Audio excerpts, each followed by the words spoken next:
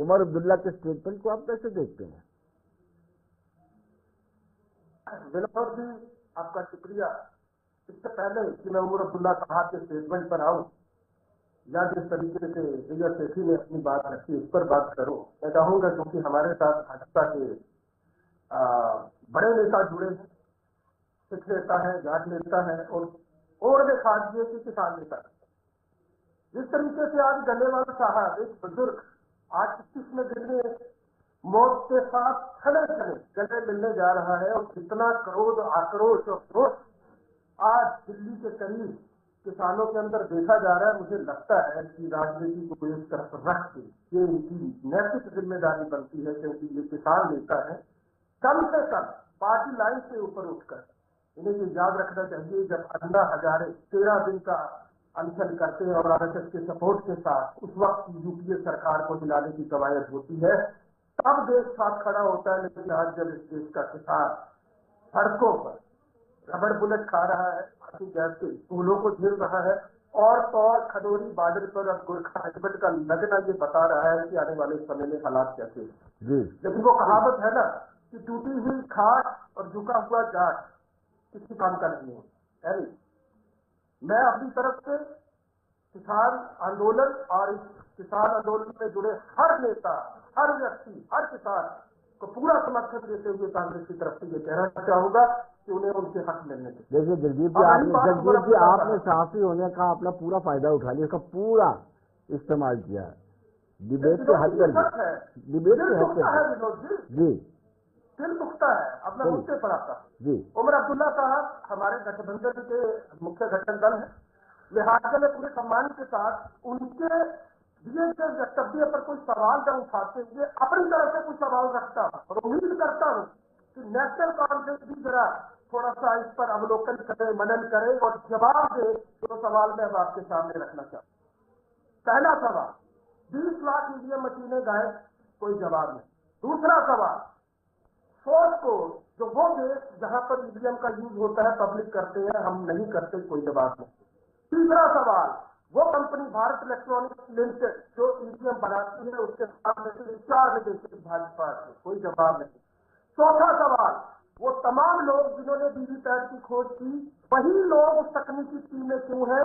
यानी पेपर भी आप देंगे, सेट भी पेपर आप करेंगे और रिजल्ट भी आप निकालेंगे। मेरा 5वां सवाल, अब तक के नतीजों में, और ये उमर अब्दुल्ला साहब के लिए भी मैं कहना चाहूंगा, ये ठीक है कि जम्मू कश्मीर में वो फीसद नहीं बढ़ा और कांग्रेस पूरी ईमानदारी से अपनी हार को स्वीकारते हुए अवलोकन करने को तैयार है, सहनता से विचार विमर्श करने को तैयार है और इसीलिए एक बड़ी उच्च स्तरीय कमेटी जो है रविंद्र शर्मा जी की अगुवाई में बनाई गई, आला कमान इस पर संज्ञान ले रही है। लेकिन मैं पूछना चाहता हूं उमर अब्दुल्ला साहब से, अगर जम्मू कश्मीर जैसे भौगोलिक परिस्थितियों वाले इलाके में 0.24% परसेंटेज बढ़ता है, तो महाराष्ट्र और हरियाणा में यही फीसद 6 से 7% क्यों बढ़ता है? मेरा अगला सवाल, 5 लाख वोट महाराष्ट्र में बढ़ गए, कोई जवाब है?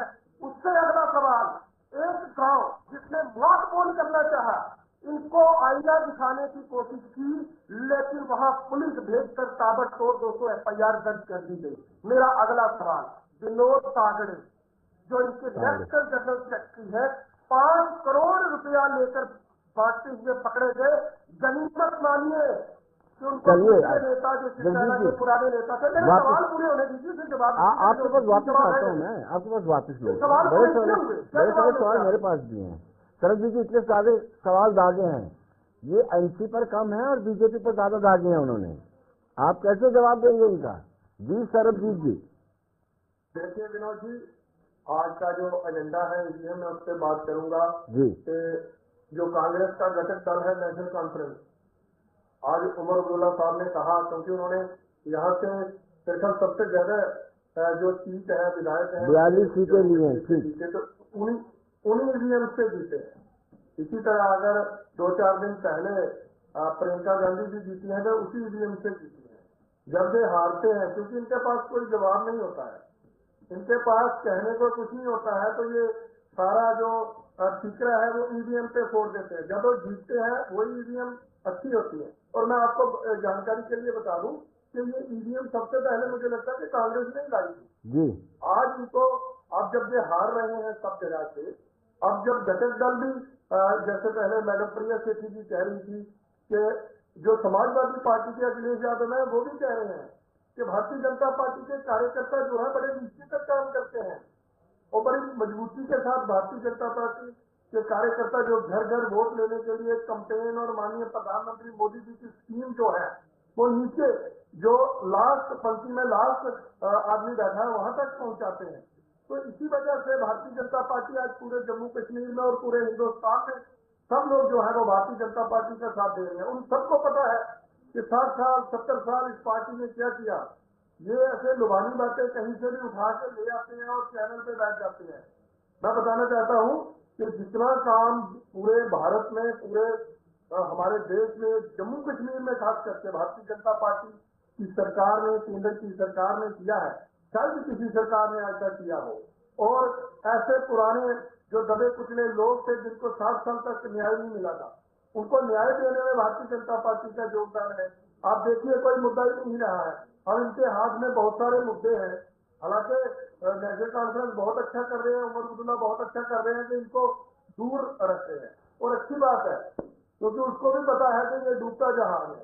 उनका बयान था एक दिन कि पिछले मैंने आप एक दिन पहले भी आपको एक चैनल पे इसी चैनल पे मैंने बताया था कि विनोद जी ये सोचने विचारने की बात है पिछले 16 साल से हिंदू विधायक इनका नहीं जीता, सिंगल हिंदू विधायक इनका नहीं जीता है जो जम्मू का यहाँ पे जो यहाँ कैंपेन करते हैं और वो नेशनल कॉन्फ्रेंस में गाड़ी रो रही है। उनको पता है इनको सीटें देके उल्टा डूबते जहाज में हमारे अपने विधायक भी गए और हम शायद ज्यादा जीत पाते। तो ये सारी बातें जो है ना आज पूरा जम्मू कश्मीर और उमर अब्दुल्ला जी बड़े समझदार इंसान है, अच्छे पढ़े लिखे हैं और सही को सही और सच को सच वो कहते हैं। देर है दुरुस्त है उनकी जो आज उन्होंने जो मनीष जी को जाना है। मनीष जी आप जो एंटी AVM मुहिम चल रही है शिवसेना उद्धव ठाकरे उस मुहिम का हिस्सा है, आप बड़ी खामोशी से सुन रहे थे। जी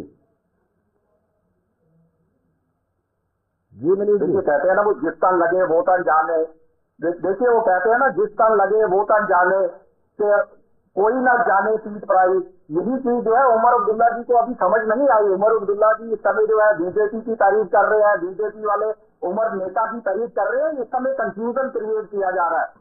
देखिए उमर अब्दुल्ला जी कंफ्यूज है क्योंकि इस समय जम्मू कश्मीर के अंदर 2 पावर सेक्टर है कि वो किस तरफ जाएं। अगर वो बीजेपी की तारीफ नहीं करते, बीजेपी की चापलूसियां नहीं करते तो मुझे लगता है उनके हाथ से जो है वो पावर आने वाली नहीं है। उनके अधिकार क्षेत्र को जो है वो लगातार सेंध लगाई जाएगी। देखिए आपने अपने शुरू के वक्तव्य में बताया कि महाराष्ट्र के अंदर 7.5% तक का जो है वोट का इजाफा हुआ है। तो ये वोट के इजाफे के ऊपर भी कुछ बीजेपी बता पाएगी, कुछ नेशनल कॉन्फ्रेंस बता पाएगी कि ये किस लिए हो चुका है।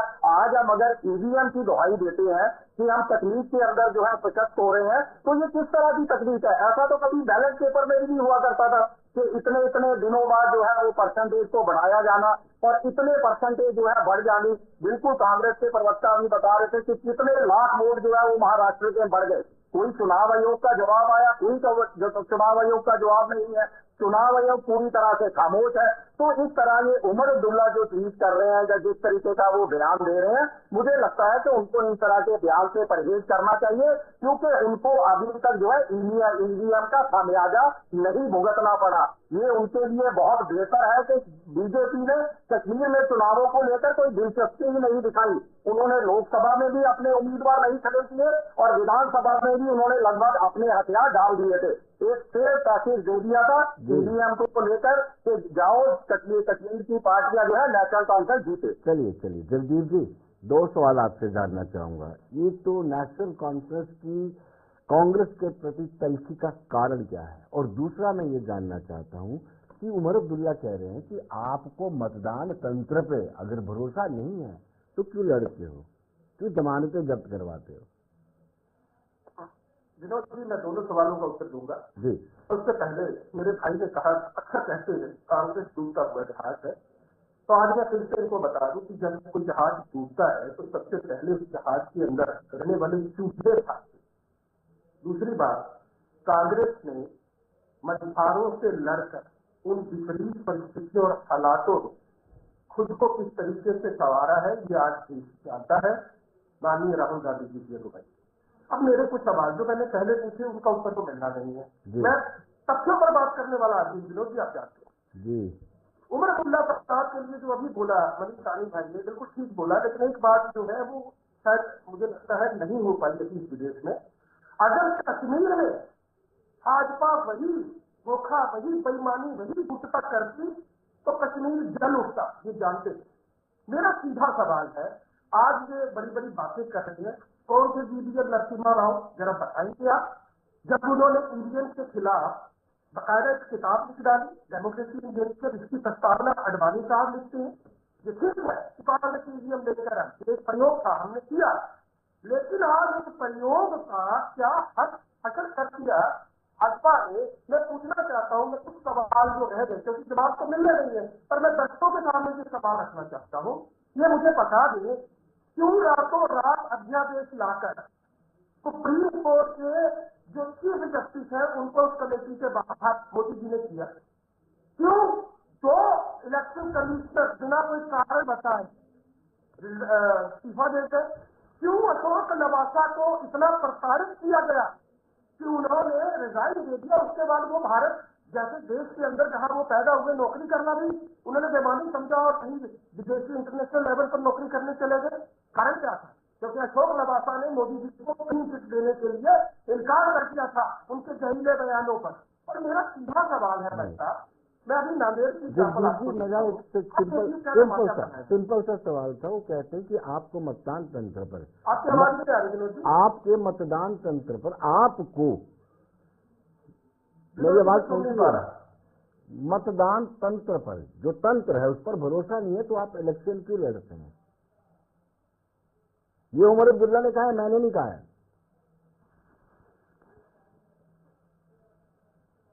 चलिए मैं वापिस लौटता हूँ जगदीप जी के पास। जी मनीष जी, आप कुछ कहना चाहते हैं? जी मनीष जी, आपको अगर भरोसा नहीं जी मैं आपके सवाल के ऊपर उमर अब्दुल्ला जी को एक बयान याद दिलाना चाहता हूं कि लोकसभा चुनावों के बाद उन्होंने भी तौबा करनी थी। लोकसभा चुनावों में हार के बाद उन्होंने भी कहा था कि जम्मू कश्मीर के अंदर मैं विधानसभा चुनाव नहीं लड़ूंगा, मगर उसके बाद वो विधानसभा चुनावों में लड़े। ये किस तरह क्यों लड़े? वो उनको भी अपने अंदर जो है गिरबान के अंदर झांक कर देखना चाहिए कि पहले वो सवाल खड़े करते हैं, फिर कोई ना कोई अंदर खाते कुछ डील हुई होगी कि वो लड़े। और बीजेपी ने जो है अपने उम्मीदवार वहां खड़े नहीं किए, मगर उमर अब्दुल्ला 2-2 सीटों पर लड़ते हैं और वहां पर जो है बड़े आराम से जो है नेशनल कॉन्फ्रेंस जीत की जाती है। आप आज उमर अब्दुल्ला जो चीफ मिनिस्टर है उनको क्रिटिसाइज कर रहे हैं। आप बिल्कुल साथ में गुप्कार इलाज के बैठा करते थे, मैंने देखा हुआ है फारूक अब्दुल्ला के साथ बिल्कुल सट करके।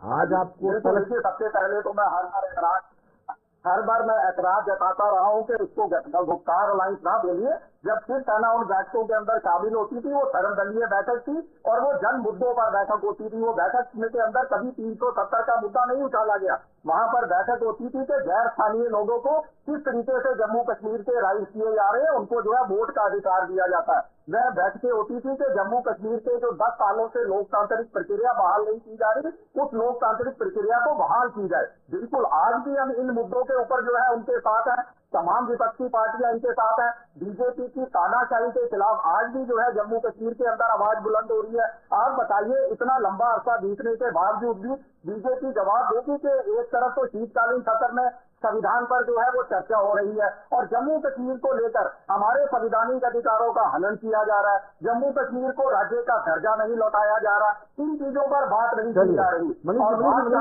मैं शरद जी के पास जाऊंगा, लेकिन शरद जी मैं आपके पास आता हूँ एक छोटे से ब्रेक के बाद। लोग क्या है, छोटे ब्रेक के बाद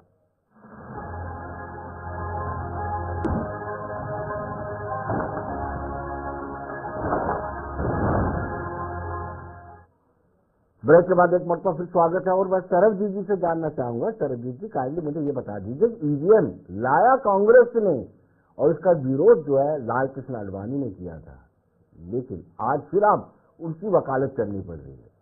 जी सरब जी जी सर जी सर विनोद जी, एक तो इनका एक बढ़ चढ़ के इल्जाम लगाना है ईवीएम के 3% वोट बढ़े, 4% वोट बढ़े, 5% वोट बढ़े।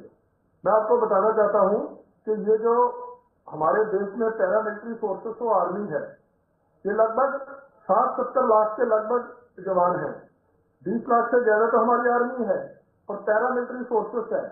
जब भी कोई इलेक्शन, कहीं पर भी इलेक्शन होती है तो ये सब लोग वोट डालते हैं। आपको पता ही है कि डाकाने के जरिए वो वोट इनके आते हैं और बाद में गिने जाते हैं और नेचुरली वो परसेंटेज बढ़ती है। ये आज की बात नहीं है, जब से देश आजाद हुआ तब से यहाँ पैरामिलिट्री फोर्सेस की आज तो जागरूक मतदाता है और जितने मतदाता हैं पैरामिलिट्री फोर्सेस में, आर्मी में, वो सब वोट डालते हैं।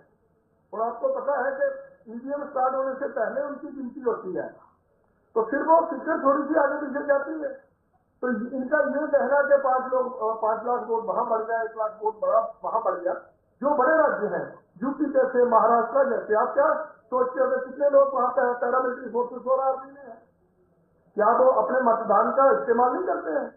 और ये क्योंकि वो जो उनकी तादाद होती है, काउंटिंग होती है, वो पहले नहीं आई होती है, वो वहां ऐड होती है। तो ये कहना कि जब इनका राज था क्या वहां तब पैरामिलिट्री फोर्सेस और आर्मी की काउंटिंग नहीं होती थी, तब क्या वेरिएशन नहीं आती थी? तो ये इसको बिल्कुल गलत तरीके से ले जाना और शायद इनको किसी ने जवाब नहीं दिया। ये वही वोट होते हैं और कहीं जो 2% होते हैं, बड़े राज्य में ज्यादा भी हो सकते हैं। और आज भारत का जो मतदाता है बड़ा जागरूक है और आर्मी में भी, पैरामिलिट्री में भी हर एक हमारा नौजवान जो है वो वोट डालता है। और वो वोट जरूरी नहीं है कि भारतीय जनता पार्टी के जोली में आते हैं, वो कांग्रेस को भी आते हैं, वो समाजवादी पार्टी को भी आते हैं, वो सब जगह जाते हैं। वो वेरिएशन ये टीवी पे लेके आ जाते हैं, अभी 2% वेरिएशन थी, 3% वेरिएशन। अब यूपी जैसे राज्य में आप क्या समझते हो, वहां 5 लाख 6 लाख पैरामिलिट्री फोर्सेस और आर्मी नहीं होगी? और आज जो जवान लास्ट बॉर्डर पे भी वहां पर खड़ा है, वो भी अपना वोट डालता है। तो ये सारी बातें इसको ऐसे जोड़ देना कि वहां 3% बने थे, वहां 4% बने थे, ये सिर्फ मैं कह रहा हूं कि कांग्रेस के पास आज कोई मुद्दा नहीं है। अब ईवीएम उन्हीं के घटक दलों में इनको सबक सिखाना भी शुरू कर दिया और इनको टोका टोकी भी शुरू कर दी है। और ये ईवीएम इन्हीं की लाई हुई है, जहां से जीते वहां भी ये बड़ी अच्छी चल रही है। और पिछले आप देखिए, पिछले 15 साल से अब ये तीसरी इलेक्शन हो गई है। अभी तक ये शायद ही 150 या 200 इनके एमपी नहीं जीते और इस बार इनके 100 जीते हैं। पहले कभी 45 आ रहे थे, कभी 52 आ रहे थे, तो इस बार ज्यादा जीते हैं। इस बार क्या हुआ इनकी किसी स्टेट में सरकार आ जाती है, वहां क्या होता है और यहाँ भी 6 सीटें जीती है। यहाँ लोगों ने, अब लोग जो हैं इनको वोट नहीं करते हैं और ये उल्टी सीधी बातें करते हैं, इनसे ज्यादा वोट से इनको घटक दल ले जाते हैं। अब तो ये एक लुप्त के कगार पर है कांग्रेस। और देखेंगे लोगों को जगदीप जी, मैं अभी ना मणिशंकर अय्यर की स्टेटमेंट पढ़ रहा था जिसमें उन्होंने कहा कि अगर 2014 में चीफ मिनिस्टर का फेस प्रणब मुखर्जी होते तो कांग्रेस नहीं हारती।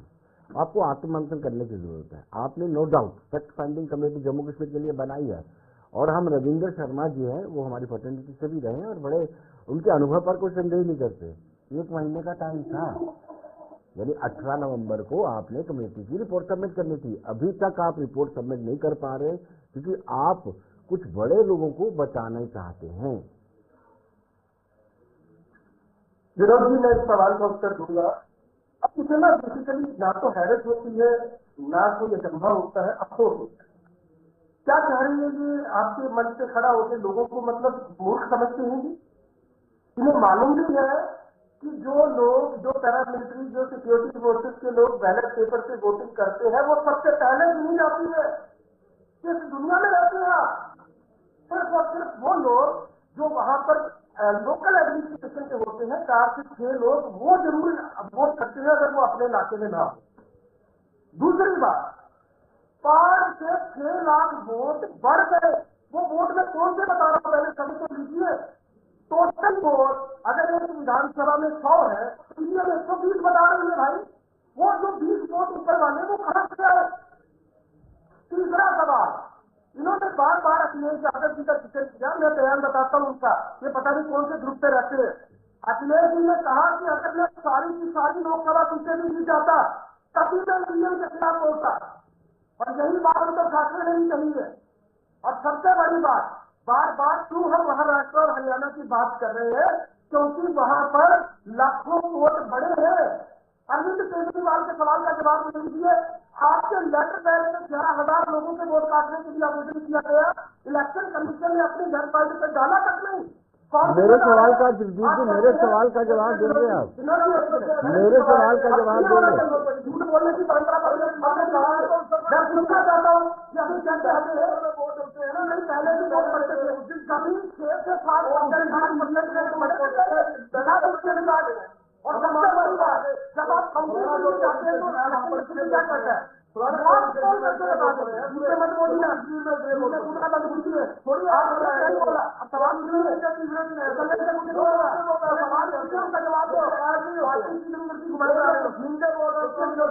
दूसरे वाले मेरे सवाल का जवाब नहीं मिला। मणिशंकर ने कहा फैक्ट फाइंडिंग कमेटी, उन पर भी चर्चा होनी चाहिए। जो मणिशंकर अय्यर का स्टेटमेंट है जी।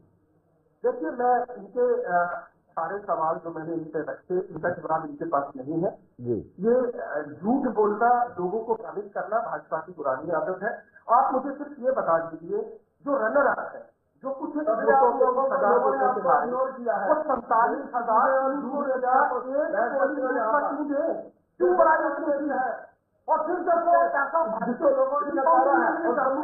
लोगों ने पिछले 16 में तो हाल है, और ये थोड़ी जम्मू से कोई नैतिकता बाकी है, थोड़ी सी कोई ईमान बाकी है, तो कम से कम जो सवाल पूछे उनका जवाब दे दो भाई। मेरे सवाल का जवाब नहीं दिया।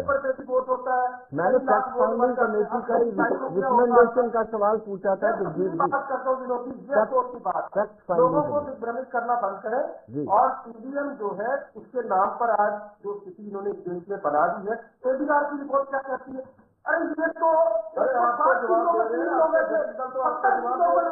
जो है वो वोटिंग ज्यादा हुई है। आप तो पिछले 12-13 साल से छोड़ने जा रहे हैं, जो आपकी क्या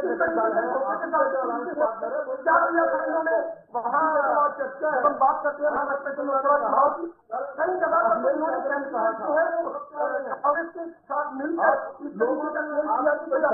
लोगों ने आपको इग्नोर कर दिया। लोग हद होती है, झूठ बोलने की भी हद होती है। आप यहाँ बैठ थोड़ा सा सोच समझ लिया करो बोलने से पहले, क्या बता रहे हैं लोगों को, और जहाँ हार जाते हैं वहाँ पेपर की गिनती पहले हो जाती है, मापदंड जो है वो वोट पड़ती है, और कोई झूठ तो तरीके का बोल रही है। आज कभी आप जो भी आता है बोलते चले सालों से यहाँ इस मैंने कितने सवाल आपके जवाब है तो आपसे हिदायत से नहीं जाता, इनको बोलने को सवाल पूछे जो है वो सब जानती है। मेरे किसी सवाल का कोई जवाब इनके पास नहीं था। मैं फिर से कह रहा हूँ, ईवीएम के नाम पर जगदीप जी मेरे सवाल का जवाब दे दीजिए। हुआ है जगदीप जी मेरे सवाल का ही जवाब दे दीजिए। आप मेरे सवाल का जवाब दे दीजिए। मैंने पूछा था, मणिशंकर अय्यर का स्टेटमेंट पढ़ रहा था, मैंने कहा कि अगर फेस 2014 में प्रणब मुखर्जी होते तो 2014 के इलेक्शन आप नहीं हारते। आप आत्ममंथन कीजिए। फिर जम्मू कश्मीर के परिप्रेक्ष्य में मैंने कहा कि एक अच्छी फैक्ट फाइंडिंग कमेटी गठित की गई है। हम उनके अनुभव पर, यानी Ravindra Sharma ji, advocate Ravindra chief spokesperson, doubt नहीं करते हैं, लेकिन वो अपनी रिपोर्ट अभी तक नहीं पेश कर रहे। 19 नवंबर को आपकी आवाज मुझे साफ नहीं आ रही, लेकिन मैं फिर भी जो सुन पाया हूँ मैं इस बात कह दूं जी। हम पूरी ईमानदारी से अपनी हार को स्वीकारते हैं। इस बात को छोड़कर कि एम्बुलेंसेज में भर भर कर शराब बेची गई, इस बात को भी छोड़कर कि आखिर के 3 दिनों में 20-20 लाख रुपए एक कैंडिडेट को भाजपा में शराब के लिए दिया गया, इस बात को भी छोड़कर कि जितनी शराब की दुकानें थी एक ही दिन में लाखों की शराब जो है बिक गई, उनको जुर्माना भी हुआ। तो फिर भी कुछ कारण थे, मैं पूरी ईमानदारी से उसको स्वीकार करता हूँ। जहां तक फैक्ट फाइंडिंग कमेटी की रिपोर्ट की बात है, मैं जो समझ पा रहा हूँ, रविंद्र शर्मा जैसे लोग जिन्होंने अपना सारा जीवन इस पार्टी को दिया और इतने आला दर्जे के पदों पर रहकर जिम्मेदारियां निभाई, मुझे लगता है वो शायद थोड़ा सा वक्त और चाहते हैं, कुछ मुद्दे होंगे जरूर, मैं समझ पा रहा हूँ। और जब भी ये रिपोर्ट आएगी, बड़ी साफ सुथरी, बड़ी निष्पक्ष और बड़ी ईमानदाराना रिपोर्ट होगी, और उसमें सारे जिस तरह से टिकट वितरण हुआ है कांग्रेस में, वैसा ही साफ होगा। साहब का जो आपने सवाल पूछा 2 बार, प्रणब मुखर्जी साहब का अपने विरोधी सवाल पूछा जी। देखिए, मणिशंकर अय्यर साहब का पूरा इतिहास देख लीजिए, विवादास्पद बयान देने के लिए वो जाने जाते। ये कहा जाता है कि किसी एक व्यक्ति विशेष को ऐसे नहीं ऐसे किया होता तो परिस्थितियां बदल जाती, ये बात बेमानी है। बात सिर्फ इतनी है कि आज जो इस दौर में हम जी रहे हैं, इससे मैं फिर से कहता हूँ, बाकी छोड़ दीजिएगा। ठीक है, ये वोट भी नहीं बढ़े, ठीक है, आपने कोई धोखा भी नहीं किया। अरे भाई साहब, आपने फीस भी जो है 4-4.5 करोड़ रुपया कर दी 100 पोलिंग बूथ से। मान जब कोई रीअप्लाई करता है रीकाउंटिंग के लिए, फिर इलेक्शन कमीशन कहता है कि हम वो मशीनें नहीं खोलेंगे, हम आपको मार्क फोन करके दिखा देंगे। अरे कोई लिहाज, कोई लज्जा, कोई शर्म बाकी है इलेक्शन कमीशन में? मैं तो कहता हूँ केंद्रीय चुनाव आयोग को केंचुआ कहता हूँ, बिना रीढ़ की हड्डी का प्राणी है वो। चलिए मनीष जी को समय नहीं मिला है। मनीष जी कब तक आप क्रिएटर को जो पिच बनाता है उसको क्रिटिसाइज करते रहेंगे? खिलाड़ियों पर भी आत्ममंथन कीजिए, अंतरात्मा आत्ममंथन कीजिए। हार के कुछ और कारण भी होता है। मैं मनीष जी से जानता हूँ, मनीष जी से। जी मनीष जी, महाराष्ट्र में क्या हुआ उस पर आप मुझे बात करें। अजीत पवार जो मतलब चाचा की गोद में बैठने को तत्पर थे, जिनका अपनी सीट बचाना मुश्किल हो गया था, सिर्फ लोकसभा का उम्मीदवार वो वहां से निकाल पाए थे, वो हालत देखिए। मतलब शरद पवार तरीके नेता उद्धव ठाकरे जैसे नेता जिनके साथ जनता की चिंता थी, और उसको भी छोड़ दीजिए, आपने मार्ग को नहीं होने दिया, चलो यही बता दीजिए।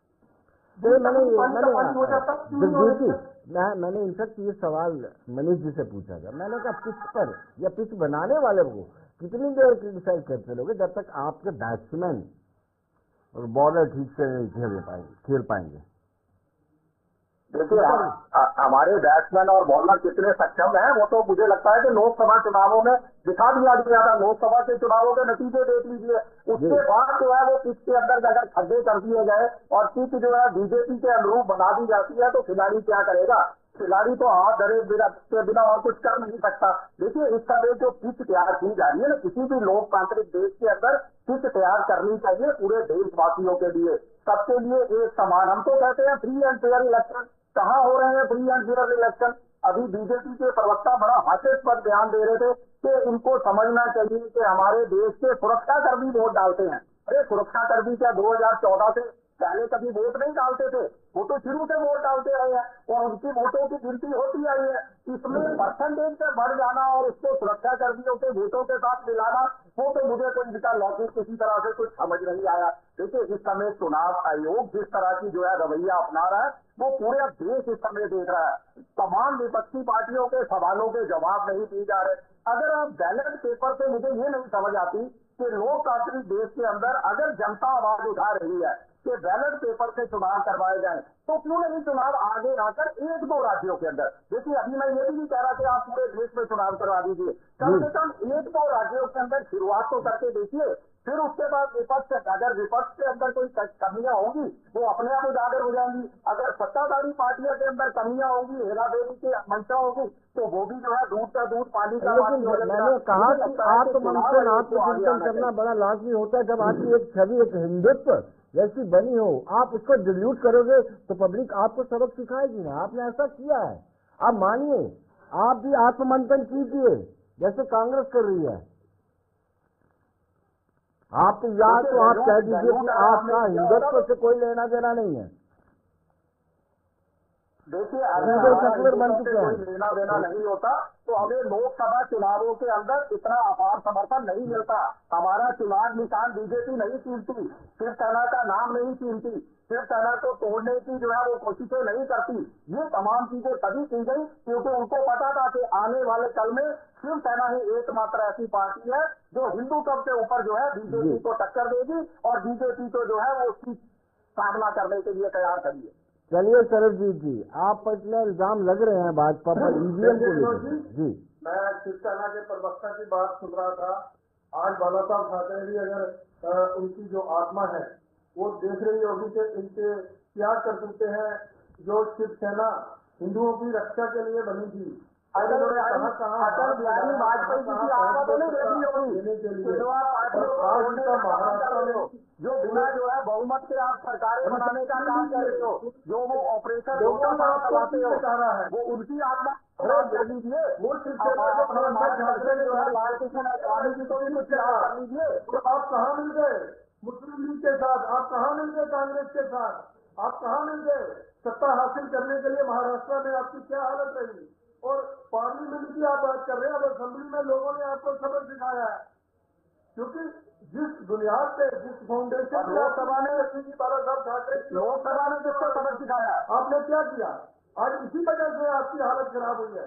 आज इसी वजह से आज लोगों ने आपको नकारा है। हमारी हालत सत्ता के कारण नहीं खराब हुई, हमारी हालत ईवीएम ने खराब की है, आपकी यूनियन ने खराब की है, चुनाव आयोग के साथ जो धांधलियां की गई उसी से खराब की है। आप अभी भी नेशनल कॉन्फ्रेंस का साथ दे रहे हो। ये सारी बातें सोचने वाली है। आप चिंतन मंथन कीजिए। आप तीनों आप जो हिंदुत्व के पीठ पर छुरा घूम रहे हो उसका साथ है। मनीष जी, एक सवाल आपसे बनता तो है, जो शाहबानों के लिए मनीष जी, हिंदू तो बांग्लादेश के पर कहाँ चला जाता है? मनीष जी, आज 16 दिसंबर है 1971 के दिन, आज ही जो है बांग्लादेश का जन्म हुआ था, भारत के कारण इसका जन्म हुआ था। आज प्रधानमंत्री मोदी जी के प्रधानमंत्री बनने के बाद पहली पार्टी है बांग्लादेश के स्थान को, और उन्होंने कैसे रखी? हिंदुओं की रक्षा के लिए नाम शिवसेना रखा। आप लोगों ने सबक सिखाया है आपको। आपने मुस्लिम लीग के साथ हाथ मिला लिया, आपने कांग्रेस के साथ हाथ मिला लिया। जो भी विपरीत विचारधारा की पार्टियां थी उनका झंडा उठाने महाराष्ट्र के लोगों ने आपको सबक सिखाया है। और आपको 27 साल रखा, आप अभी भी बैठने लगे हुए हैं। आप देख रहे हैं कैसे उमर अब्दुल्ला का कल बयान आया कि ईवीएम, अगर ईवीएम पे भरोसा नहीं है तो कांग्रेस इलेक्शन लड़ना बंद कर दे। ऐसे ही समाजवादी पार्टी, सब कांग्रेस के घटक दल है। इसमें हमारा भारतीय जनता पार्टी का तो कोई लेना देना नहीं है। आप ही के लोग कह रहे हैं, और आप तो बिल्कुल विपरीत विचारधारा के हैं। आपको चिंतन मंथन करना चाहिए, आपको सोचना चाहिए, विचार करना चाहिए। आप अभी भी उसी ट्रैक पे है जहां आप डूब रहे हो।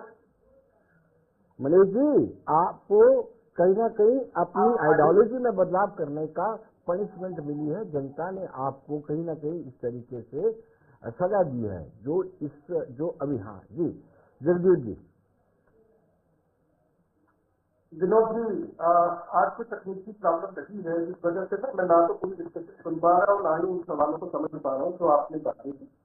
पर मैं एक बात फिर से कहना चाहता हूँ कि ये ठीक है, आप किसी पार्टी से जुड़े हैं, आपका ये भ्रम बनता है कि आप उस पार्टी को डिफेंड कीजिए, लेकिन आपको ये भी याद रखना चाहिए कि आप एक इंसान भी, एक नेता, आपकी तो जिम्मेदारी जनता के लिए भी बनती है। और झूठ को सच, प्यार को सफेद कर देना सिर्फ इसलिए कि अपनी पार्टी में आपकी कंटेंट बेहतर हो जाए, वो सही बात है। मैंने कुछ सवाल पूछे हैं, मैं फिर से कह रहा हूँ, जैसे महाराष्ट्र का जिक्र बार बार, हम झारखंड की बात क्यों नहीं कर रहे? हम जम्मू कश्मीर में तो नहीं कर रहे, क्योंकि यहाँ पे वो शिक्षक नहीं बना। और दूसरी बात, इसकी निर्दोषता का कैसा अमृत काल है, बेशर्मी का कैसा दौर है, लाखों वोट जो है वो आसमान से आकर सकते, उनका कोई बात नहीं है, इस पर बात नहीं करते। और सबसे बड़ी बात, आप सबको ठीक है, आपने पैसे बढ़ा दिए, आपको समय